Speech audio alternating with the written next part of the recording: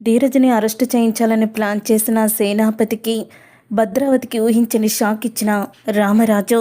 Arrest అయిన సేనాపతి. అసలు ఇదంతా ఎలా జరగబోతుందనేది ఈ వీడియోలో తెలుసుకుందాం. వీడియో అయితే సూపర్ ఉండబోతుందండి. చివరి వరకు స్కిప్ చేయకుండా చూసేయండి.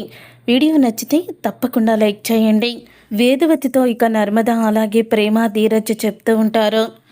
అసలు ఈరోజు మా పరిస్థితి ఇలా అవ్వడానికి కారణం ఎవరో తెలుసా అత్తయ్య?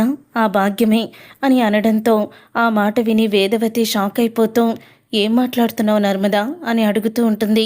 అవునత్తయ్య, ఈరోజు మన ఇంటి మధ్యలో గీత గీయడానికి మా నాన్న వచ్చి ఇలాగా గొడవ చేయడానికి కారణం ఆ భాగ్యమే. ఆ భాగ్యం మా నాన్న దగ్గరికి వెళ్ళి, మావయ్య గారు మా నాన్నని నోటికొచ్చినట్లు తిట్టారని, నన్ను మీరందరూ కూడా బాధ పెడుతున్నారని చెప్పింది.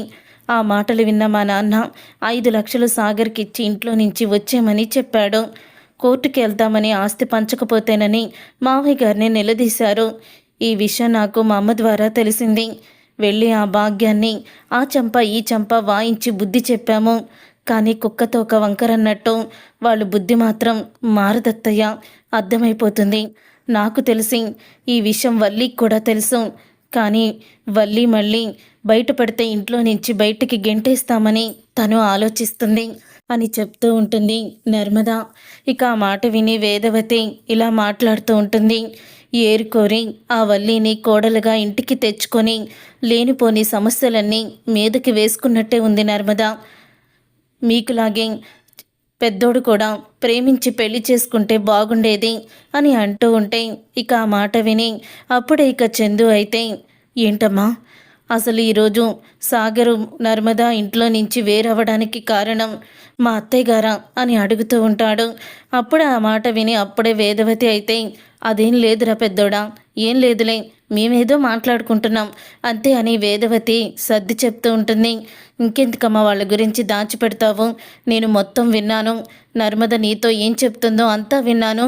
నువ్వు బాధపడడం కూడా చూశాను అని చెప్తాడు చందు. ఇక ఆ మాట విని ధీరజ్ అయితే, అన్నయ్య వాళ్ళలో మార్పు రాదులే అన్నయ్య, ఇంకా వదిలేసాయి. కానీ మన జోలికి రాకుండా వాళ్ళకి సరైన బుద్ధి మాత్రం చెప్పాలి అని ధీరజ్ అయితే అంటాడు. ఇంత జరిగినా కూడా కూతురు కాపురం ఏమైపోతుందా, ఈ నిజాలన్నీ భయపడితే ఏమవుతుందా అని ఇంత కూడా వాళ్ళకి భయం లేకుండా మళ్ళీ మన కుటుంబాన్ని ముక్కలు చెయ్యాలని ఎంత పెద్ద ప్లాన్ చేశారా అని అంటూ ఉంటాడు. అప్పుడే చందు, అవునన్నయ్య, నేను అదే అనుకున్నాను. ఏదో వల్లి వదిన ప్రెగ్నెంట్ అయ్యి ఇంటికి వచ్చింది, లేకపోతే జీవితాంతం పుట్టింట్లోనే పడుండేది ఆవిడ చేసిన తప్పుకి. అయినా సరే కూతురు జీవితం ఏమవుతుందా అని ఇంత కూడా బాధ లేకుండా మళ్ళీ మన కుటుంబాన్ని ముక్కలు చెయ్యాలని పంతంతో ఉన్నట్టుంది.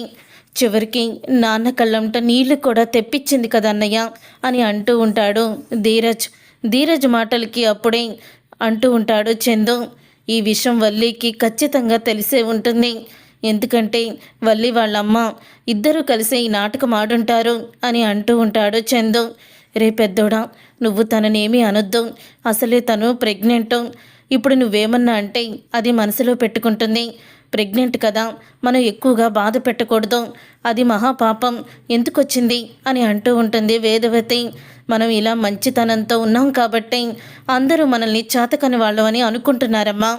మనం కూడా వాళ్ళకిలాగే ప్రవర్తిస్తే, వాళ్ళ బుద్ధినే చూపిస్తే ఖచ్చితంగా వాళ్ళు మనల్ని చూసి గజగజ వణికిపోవాలి. ఈసారి మన కుటుంబంతో పెట్టుకుంటే ఏం జరుగుతుందో వాళ్ళకి తెలిసి రావాలి అని అంటూ ఉంటాడు చందు. నేను వల్లినేమీ అననమ్మా, కానీ వల్లి వాళ్ళ అమ్మా నాన్నని మాత్రం ఈ గడప తొక్కనివ్వను. ఏం చెయ్యాలో అదే చేస్తాను అని చందు అయితే అంటాడు. చందు లోపలికి వెళ్ళిపోయిన తర్వాత వేదవతి ఇప్పుడు పెద్దోడు వెళ్ళి వల్లి దగ్గర ఏమంటాడో ఏంటో, అసలు ఏం జరుగుతుందో అని భయపడుతూ ఉంటుంది. అయినా చందు బావకి ఈ విషయం తెలుస్తూ కరెక్టే అత్తయ్య. ఎందుకంటే చందు బావకి నిజం తెలిస్తేనే కదా వాళ్ళని కంట్రోల్లో పెట్టగలరు. చందు బావకి నిజం తెలుస్తుందని మనం కూడా చందు బావకి నిజం తెలిసేలా చేస్తున్నామని వాళ్ళకి తెలియాలి. అప్పుడే ఇక ఏ తప్పులు చేయకుండా మౌనంగా ఉంటారు. లేకపోతే మనం వాళ్ళు చేసే తప్పులు బయట పెట్టమనే ధైర్యంతో ఇష్టం వచ్చినట్టు ప్రవర్తిస్తున్నారు అని నర్మద అంటుంది. నువ్వు చెప్పింది కూడా నిజమే అక్క. చందుబాబుకి ఈ నిజం తెలిస్తేనే కరెక్టు అని అంటూ ఉంటుంది. అప్పుడే ఇక ప్రేమ, అవునరా ధీరజ్, ఏదో ట్రిప్ ఉందన్నావు కదా, వెళ్ళాలి కదా, వెళ్ళు అని చెప్తూ ఉంటుంది ప్రేమ. అప్పుడే ఇక ధీరజ్ అయితే, ఈరోజు వెళ్ళలేవే, రేపు వెళ్తాను, ఈరోజు కొంచెం అలసటగా ఉంది అని ధీరజ్ అంటాడు. అప్పుడే ఇక ప్రేమ, రే అదేంట్రా, మనం ఫైనాన్స్లో కారు కొనుక్కున్నాం, నెల నెల మనం ఫైనాన్స్ కట్టాలి కదా, మరి ఇప్పుడు నుంచి కష్టపడితేనే నెల నెల ఫైనాన్స్ కట్టడానికి డబ్బులు వస్తాయి, లేకపోతే వాళ్ళు కార్ తీసుకువెళ్ళిపోతారు అని ప్రేమ అంటుంది. మనం తెచ్చి నెల కూడా అవ్వలేదు కదే, అప్పుడే ఫైనాన్స్ అంటున్నావు, ఈ ఒక్క రోజుకి వెళ్ళకపోతే ఏమైంది చెప్పు అని అంటూ ఉంటాడు ధీరజ్. ఇంతలో ధీరజ్కి ఫోన్ అయితే వస్తుంది. అవునా, నేను వస్తున్నాను సార్ అని ధీరజ్ అయితే చెప్తాడు. నేను వెళ్ళమంటే వెళ్ళనన్నావు, మరి ఇప్పుడెందుకు వెళ్తున్నావు అని అడుగుతూ ఉంటుంది ప్రేమ. ఏం చేస్తాము, అక్కడ తెలిసిన వాళ్ళు ఫోన్ చేసి అర్జెంటుగా పలానా చోట కారు కావాలి అని అడుగుతున్నారు, మరి వెళ్ళక తప్పదు కదా, సరే వెళ్తున్నాను అని అంటూ ఉంటాడు. ధీరజ్ అయితే వెళ్తున్నాను కాదు, వెళ్ళొస్తాను అని అనాలి అని అనగానే సరే వెళ్ళొస్తాను బాయ్ అంటూ ధీరజ్ అయితే ఇక బయటికైతే వెళ్ళిపోతాడు. తరువాత చందు లోపలికి వస్తాడు. లోపలికి వచ్చిన చందుని చూసి అప్పుడే వెళ్ళి, వచ్చేసావా, మంచినీళ్ళు తీసుకురమ్మంటావా, కాఫీ ఏమన్నా తాగుతావా అని అడుగుతూ ఉంటుంది. ఆ డోర్ వేసి ఇలా రా వల్లి, ఇక్కడ కూర్చో అని అడుగుతూ ఉంటాడు చందు. ఇక చందు అలా మౌనంగా ఫ్రీగా ఉండడం చూసి వల్లి అయితే చాలా ఆనందపడుతూ, అమ్మో మా ఆయన పాత మొగుళ్ళా మారిపోయాడు, ఇప్పుడు నాతో కూర్చొని సరదాగా కబుర్లు చెప్తాడేమో, ఎన్ని రోజులైంది ఇలా కూర్చొని ఇద్దరం మాట్లాడుకొని అని అనుకుంటూ అప్పుడే ఇక వల్లి అయితే తలుపులు వేసి వెళ్ళి చందు పక్కన కూర్చుంటుంది. ఇక చందు పక్కన కూర్చుంటే అప్పుడే ఇక చందు అంటాడు, చూడు నేనంటే నీకు ఎంత ఇష్టం అని అడుగుతాడు చందు. నువ్వంటే నాకు చాలా ఇష్టం బావా అని చెప్తూ ఉంటుంది వల్లి. మాటల్లో చెప్పలేనంత ఇష్టం, నా జీవితమే నువ్వు బావా, నా ప్రాణం కదా నువ్వు అని వల్లి అయితే తన మనసులో చందు మీద ఉన్న ప్రేమని చెప్తుంది. అప్పుడే చందు అయితే, సరే నా మీద నీకున్న ప్రేమ నిజమైతే నువ్వు ఒక పని చెయ్యాలి, నా మీద నీకేమాత్రం గౌరవం ఉన్నా, నా మీద నీకు ప్రేమ ఉన్నా నేను చెప్పినట్టు చేస్తానని నాకు మాట ఇవ్వు అని అంటూ ఉంటాడు. అప్పుడే ఇక చందు ఆ మాట విని ఒక్కసారి వల్లి షాక్ అయిపోతూ, అసలు బావ ఏ విషయం గురించి అడుగుతాడు, నేను దేని గురించి మాట ఇవ్వాలి, ఒకవేళ నేను ప్రెగ్నెంట్ కాదన్న నిజాన్ని బావ చెప్తాడా, ఇప్పుడు ఆ నిజాన్ని నేను బయట పెట్టాలా అని ఆలోచనలో పడుతుంది వల్లి. అప్పుడే ఇక వల్లి అడిగేస్తుంది చందుని. ఇక చందుని, ఏంటి బావా అసలు ఏం జరిగింది, ఇలా కొత్తగా మళ్ళీ ఇలా అడుగుతున్నావేంటి, నీకోసం నేను ఏదైనా చేస్తాను బావా అని అడుగుతూ ఉంటుంది. అప్పుడే ఇక వల్లి, అందుకనే కదా మాట ఇవ్వమంటున్నాను అని అనగానే, సరే బావా మాట ఇస్తున్నాను అని చేతిలో చెయ్యి అయితే వేసేస్తుంది. అప్పుడే ఇక చందు, ఈ రోజు నుంచి నువ్వు మీ అమ్మతో మాట్లాడడానికి లేదు, మీ అమ్మని కలవడానికి లేదు, నీకు అసలు పుట్టిల్లే లేదు అని షాక్ ఇస్తాడు. ఆ మాట విని ఒక్కసారి వల్లి పైకి లేచి, ఏంటి బా అంత పెద్ద నిర్ణయం తీసుకున్నావేంటి, ఎందుకు ఇదంతా, ఎందుకు ఇలా మాట్లాడుతున్నావు, అమ్మ నాన్నతో మాట్లాడకుండా వాళ్ళని చూడకుండా నేను ఎలా ఉంటాను అని అంటూ ఉంటే, మరి మా నాన్న ఏం తప్పు చేశాడని మీ అమ్మ నర్మద వాళ్ళ నాన్నని రెచ్చగొట్టి వాడికి డబ్బులు ఇచ్చి వాళ్ళ నాన్న ఇంటి మీదకి ఉసుగులిపేలా చేసింది. ఇప్పుడు మా నాన్న నడిపోడు దూరం అయ్యి ఎంత బాధపడుతున్నాడో, ఆ రోజు కంటతడి కూడా పెట్టుకున్నాడు, మరి ఆ రోజు నీకు ఫీలింగ్ అనిపించలేదా, ఇదంతా మీ అమ్మే చేసిందని ప్రూఫ్తో సహా నా దగ్గర ఉన్నాయి, అవన్నీ కూడా నేను చూపిస్తాను అని అంటూ ఉంటాడు. ఇక ఆ మాట విని ఒక్కసారి వల్లి షాక్ అయిపోతూ ఉంటుంది.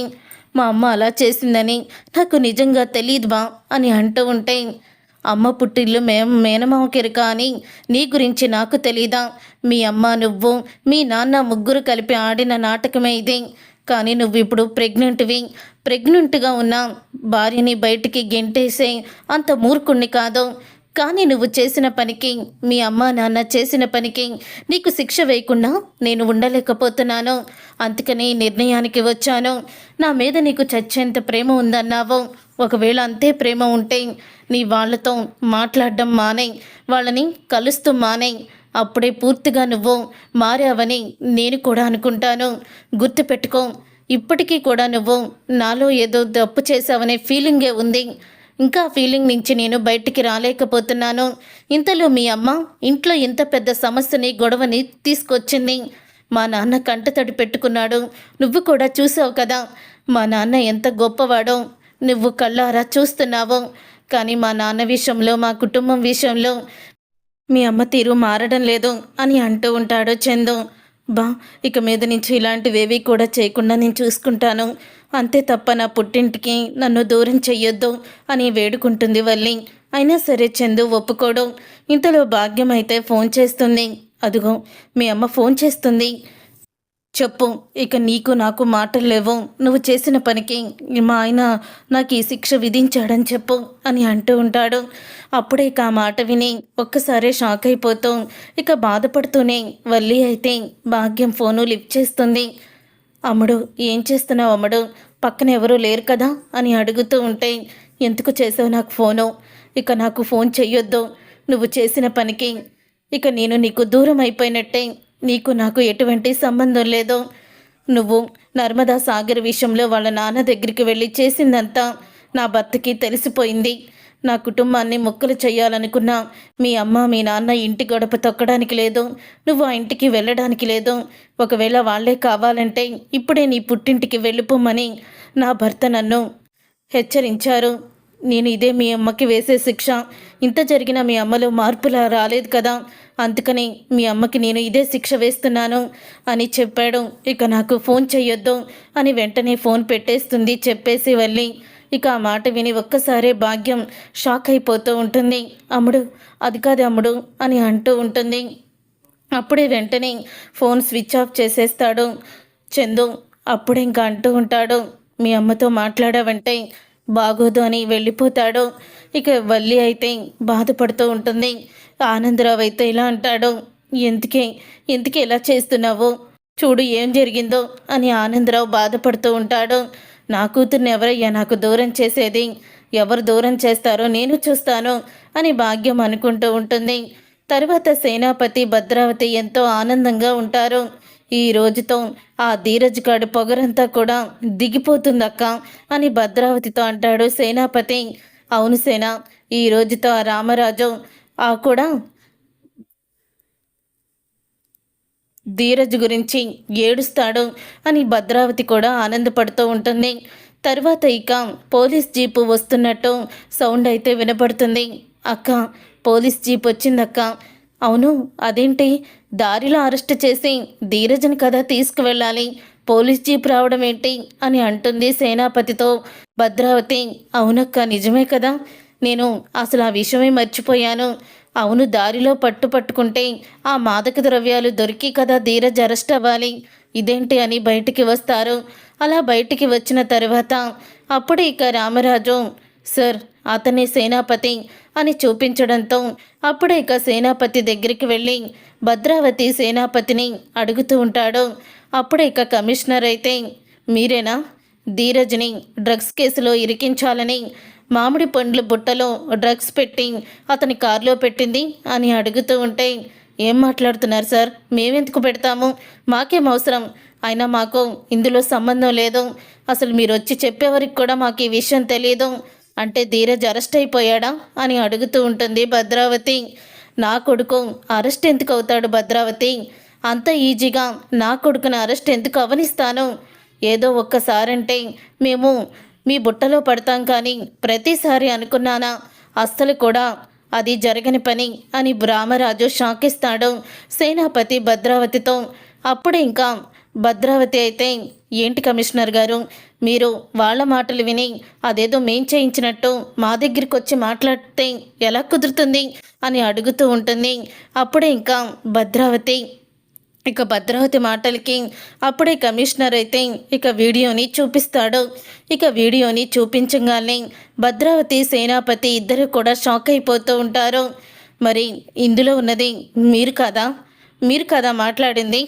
ఇన్స్పెక్టర్కి డబ్బులు ఇచ్చి మీరు కదా ఇదంతా చేసింది అని అడుగుతూ ఉంటే అప్పుడే ఇక ఆ వీడియోని చూసి షాక్ అయిపోతూ ఉంటారు ఇద్దరు కూడా. మీరు కావాలనే ఒక అమాయకుడిని డ్రగ్స్ కేసులో ఇరికించాలని చూశారు కదా, అందుకే మీ ఇద్దరిని కూడా అరెస్ట్ చేస్తున్నాము.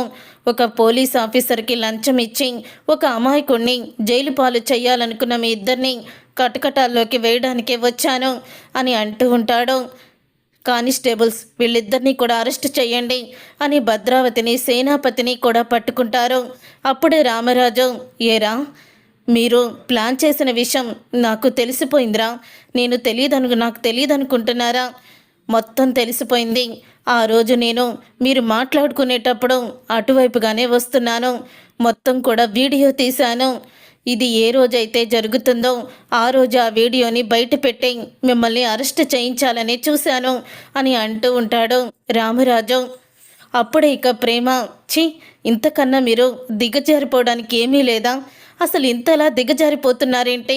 పరువు ప్రతిష్ట, కోట్లు, డబ్బు అంటారే, ఇదేనా మీ పరువు ప్రతిష్ట? ఒక ఆడపిల్లని అడ్డం పెట్టుకొని నీ కొడుకేమో ఇలా చేశాడు, నువ్వు సొంత అల్లుణ్ణి డ్రగ్స్ కేసులో ఇరికించాలని చూశావు, అసలు ఏమనుకోవాలి నిన్ను అని అంటూ ఉంటుంది ప్రేమ. అప్పుడే సేనాపతి, భద్రావతి ఇద్దరు కూడా అలా షాక్ అయిపోయి చూస్తూ ఉంటారు. ఒక ఆడపిల్ల జీవితాన్ని నాశనం చేసి గెలవాలనుకున్నారు, ఇప్పుడు కూతురి జీవితాన్ని నాశనం చేసి గెలవాలనుకుంటున్నారా? నా భర్తను అరెస్ట్ చేస్తే నేను మీ ఇంటికి వచ్చేస్తాననుకుంటున్నారా? చావనాన చస్తాను, కానీ నా భర్తతో పాటే మీ ఇంటికి వస్తాను, లేకపోతే ఒక్క అడుగు కూడా మీ ఇంట్లో పెట్టను అని అంటూ ఉంటుంది ప్రేమ. మావయ్య గారు ఆ రోజు చూసి ఆ వీడియో తీశారు కాబట్టి సరిపోయింది, లేకపోతే మీరు చేసిన కుట్రకి నా భర్త బలైపోయేవాడు కదా అని అంటూ ఉంటుంది ప్రేమ. మీలాంటి వాళ్ళని నా పుట్టింటి వాళ్ళు, నా తండ్రి, మా మేనత్త అని చెప్పుకోవడానికి కూడా నాకు సిగ్గుగానే ఉంది. ఇంతకన్నా దిగజారులో ఇక మీకు మిమ్మల్ని అసహించుకోవాల్సి వస్తుంది చీ అని చీదరించుకుంటుంది ప్రేమ.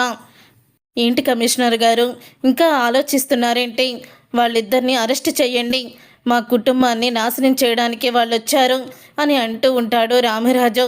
అప్పుడే ఇక సేనాపతి, కమిషనర్ గారు, ఇందులో మా అక్కకి ఎటువంటి సంబంధం లేదు, నేనే ఈ ఐడియా ఇచ్చాను, మా అక్క పక్కనే నుంచిందంతే, మా అక్కకి ఏమీ తెలీదు అని అంటూ ఉంటే ఇక ఆ మాట విని ఒక్కసారి షాక్ అయిపోతూ ఉంటాడు. అప్పుడే ఇక షాక్ అయిపోతుంది భద్రావతి. ఇక షాక్ అయిపోతూ, రే సేన, అవునక్క, దీంట్లో నీకు సంబంధం లేనప్పుడు నువ్వెందుకక్క జైలుకి వెళ్ళడం? కమిషనర్ గారు, నేనే కావాలని నా కూతుర్ని నాకు దూరం చేసిన ఆ ధీరజ్ని అరెస్ట్ చేయించాలని ఇదంతా చేశాను, నన్ను అరెస్ట్ చేయండి అని సేనాపతి అంటాడు. రే సేన అని అనగానే, నువ్వేమీ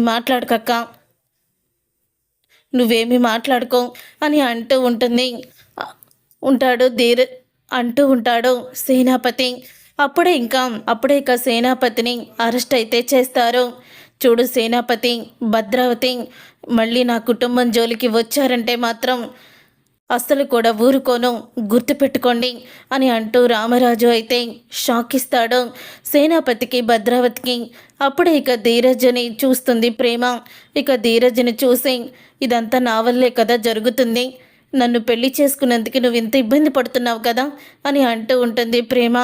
లేదు ప్రేమ, నేనేమి నిన్ను పెళ్లి చేసుకున్నందుకు ఇంత ఇబ్బంది పడుతున్నానని బాధపడలేదు, కానీ రోజు రోజుకి మా మీద గెలవలేక, మమ్మల్ని నేరుగా ఢీకొట్టలేక, ఇలాంటి అడ్డదారులు తొక్కుతో దిగజారిపోతున్న వీళ్ళని చూసి ఇప్పుడు నాకు కోపం రావడం లేదో, జాలేస్తుంది అని అంటూ ఉంటాడు ధీరజ్.